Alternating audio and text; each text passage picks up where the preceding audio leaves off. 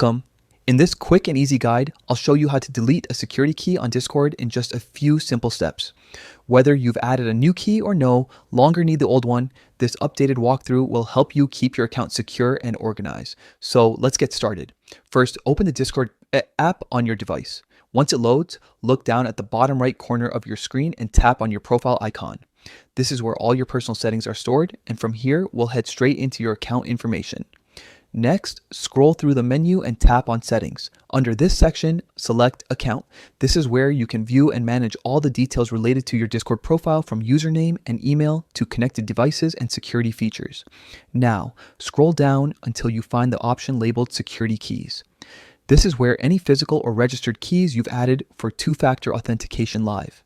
If you use security keys to protect your login, you'll see a list of the ones currently connected to your account.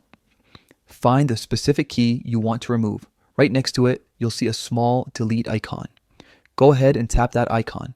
Discord will then ask you to confirm your choice before removing the key. This step ensures you don't accidentally delete a key you still need. Once you confirm, Discord will remove the selected security key from your account instantly. That's it, your key has been deleted successfully. By keeping your security keys up to date, you make sure your Discord account stays protected and clutter